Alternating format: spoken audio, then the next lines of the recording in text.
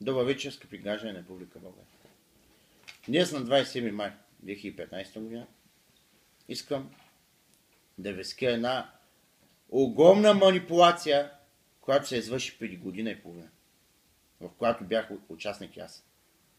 Много хора ма плюят, което съм заслужено съм си го направил. Излязох предател, манипулатор, признавам си.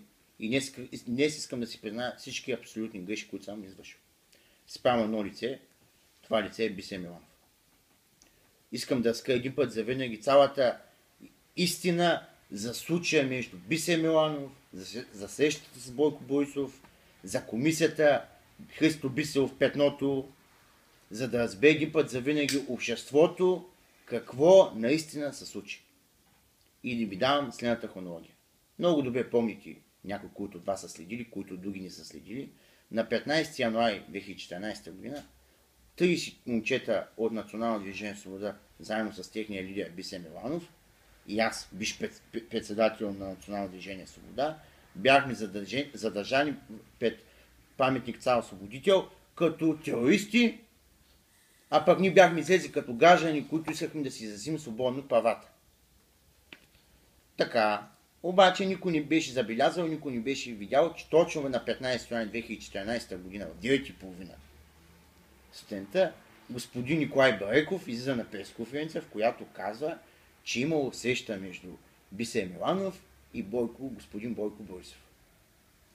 И след 1 час и половина беше извършена тази зрелищна акция, с която заловиха така наречените бандити, които и така наречения терорист, в кавички слагам, както бе обявен тогава Бисе Миланов за терорист, да изпратят срещу 30 граждани на Република България специализиран отряд Коба, за да бъдем арестувани като някакви терористи, които заплашват демокрацията на Република България.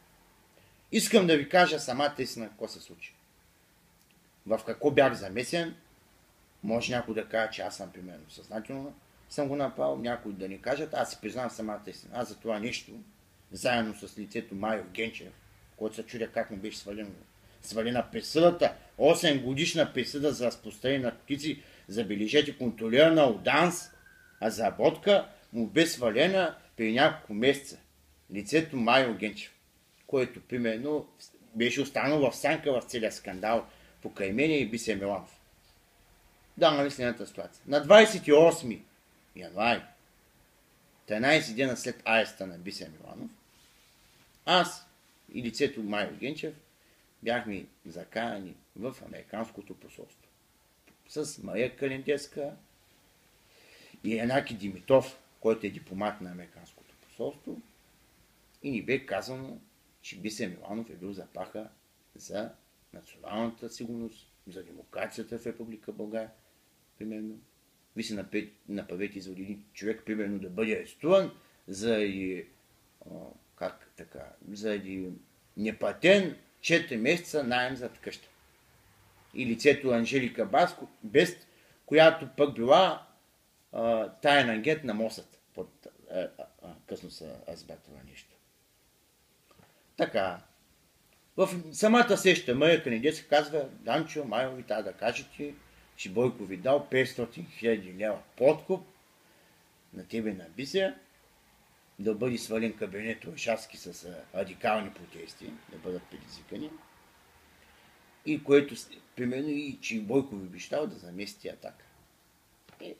Примерно, аз мислех, обаче поради натиск на Майор Генчев, защото Майор Генчев по-късно разбирам аз, че е бил контролиран от едно друго лице, което разбирам по-късно, което е пък бил някакъв човек на Цветан Василев. Вече по-късно се разбира. Аз пех тази, може да кажете, гадна, долна, измекяска, мишкарска задача. Приех да признавам с това нещо. Мога да изляза, примерно, певам си всякакви критики, примерно, всякакви, примерно, мачкания от обществото. Приех. Но искам да ви кажа, защо си го признавам това нещо. Защото един път завинаги искам да спът спекулациите спрямо Бисе Миланов, спрямо Национално движение Свобода, спрямо мен, примерно, за ситуацията, която бях вкаран. Питам също така, как след като Майо Генчев толкова много плака на тази сеща, когато ставахме 2 дена. Плака, господа, ще ми свалите ли присъдата, ако изпълня тази задача? Аз се скарах с него по месец 2014 година, но случайно разбирам 2015 година, че делото му е върнато за ново разглеждане. Как така 8 годишна присъда за наркотици, службите веднага при добре изпълнена задача спрямо някои лице се прекратя. Направете се извода как. Когато си подлога, примерно шпионин, когато приемеш някаква задача, примерно да изпълняваш, примерно политическа задача по-точно, защото казвам изцяло, че Национално движение Свобода не се занимава с абсолютно никакви криминални дейности, както искаха да го изкарат медиите, примерно и службите, се случи това. Така, продължаваме с хронологията. Давам ви лицата, скъпи граждани на Република България, които са замесени в ареста на БСМЛ и в атаката срещу Бойко Методиев Борисов. Цветлин Йовчев, бивш министър на МВР, Светозар Лазов, бивш главен секретар на МВР, Младен Маринов, който в момента арестува на цар освободител, е шеф на СДВ, Ивайло Спиридонов, който беше бивш шеф на СДВ, стана шеф на криминалната в Главна дирекция национална полиция. Големи ушвети и големи награди се раздават, когато едно лице, което е заплаха в тяхната корумпирана система, примерно да бъдат изобличени, веднага биват възнаградени от техните господари. Няма да ги споменаем господарите, защото те не са намерят в България.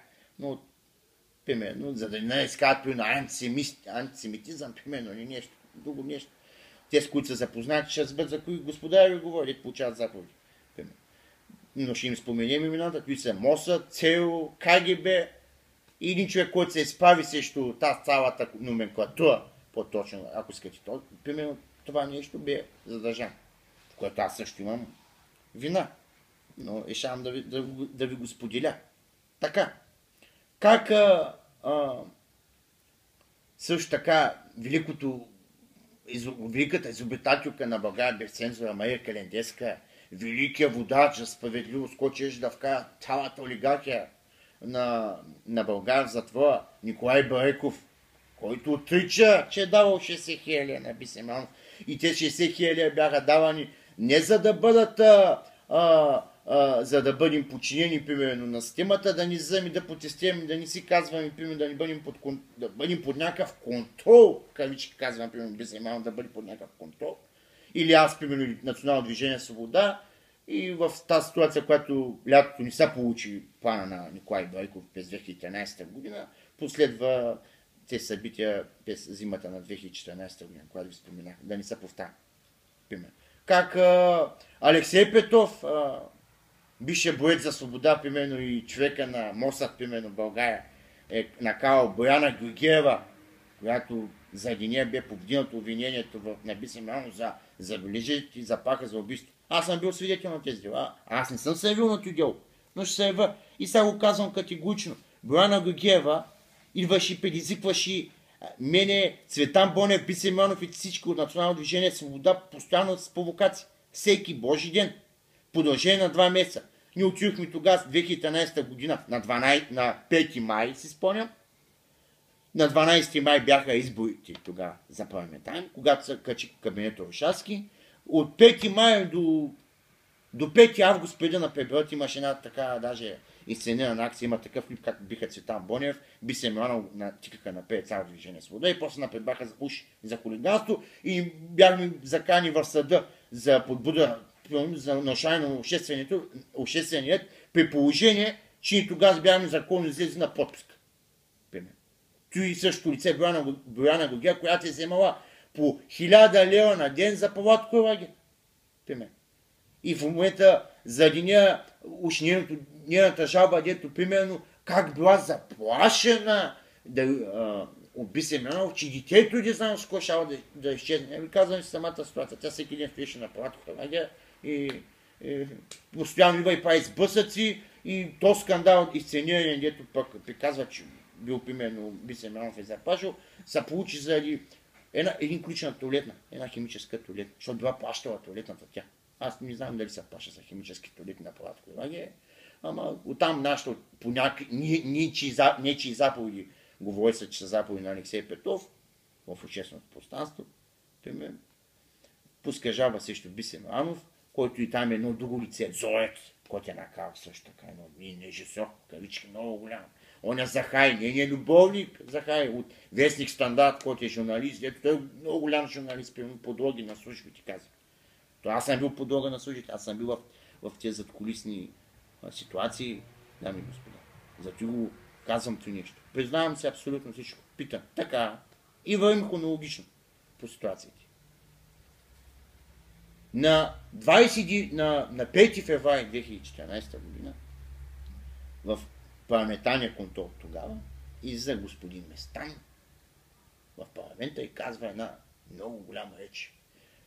Бисе Миланов, Петното, няма да му споменавам името, Петното, цитирам имената на господин Местан, той има клип, той има стенограма в парламента за тези думи. Не си измислям. Разкри зад кулисието на ГЕП.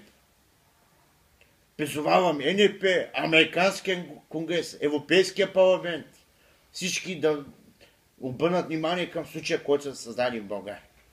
Така, за тези приказки, господин Местан създаде една комисия, те е наречената Бисеров Петното. Нали си спомняте, че имаше един висш председател на парламента, Христо Бисеров, който беше фанат с превод от 500 000 евро в чужда банка и беше уличен. Удариха го мосът. Тогава и ЦРУ, за да могат да свалят кабинета Орешарски. Но номера не мина. И ситуацията, която са създали с Бисе Миланов, предизвика замазване на очите на обществото. Скандал се изценя. Създали се един скандал на гърба на едно семейство, на семейство Миланови, за да бъде прикрита тяхната парка договорка. И ще ви кажа, ако ви сте следили, скъпи граждани, общественото мнение и обществените акции, тогава комисията Христо Бисеров и Бисе Миланов Петното предизвика една договорка между политическа партия ГЕРБ и политическа партия ДПС.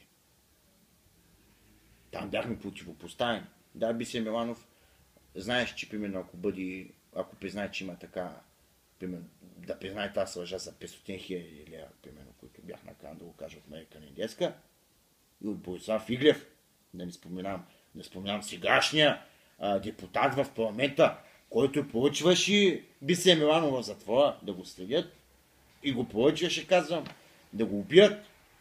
Примерно, те саботи, дето ви казвам, примерно, си заставам с имената и с живота си, което казвам в момента. Че Бисе Миланов беше следен от Борислав Иглев по заповед от Николай Байков, защото Борислав Иглев беше тогава сянката на Николай Байков, бодигада, той организираше охраната по местата Борислав Иглев. Примерно ММА-ец, който е таньо по ММА, биш боксер, кавички казвам, бил таньо в Америка, не знам си къде, по негови изчисления. Дето викаше, че Бисе Миланов, къв боксер и къв Бисе Миланов, той може да се би. Примерно. Но да не влизам така тематика, като е политика, как може един сегашен политик да ми говори. Има занимавам с Бисе Миланов, защото не може да се би. Представителски хора контролират. Борислав Иглев, който в момента предаде Николай Байков, купи го ковачки, сега Николай Байков не знае къде, защото Боби Иглев, да ви кажа, скъпи приятели, купуваше изборите за Европарламент и за местния парламент. Борислав Иглев раздаваше по 20 лева да събират на България без цензура там бабите, да държат за менцата там 50-100 човека. Не ви говоря за предаването на зимните протести, говори за кампанията там. Да, точно те. Мома мисли за сега ще скочат, сега ще кажат, то свърши те и те. Признавам се. Да излязат да кажат, че те с лица, които казвам, Йовчев, Лазаров, Писанчев, извинявам, пропуснал го, главният прокурор Цацов, примерно, да излязат да кажат, примерно, че нямат нищо замесено с арестата на Бисе Миланов, да кажат, че няма натиск върху мен. Да кажат, защото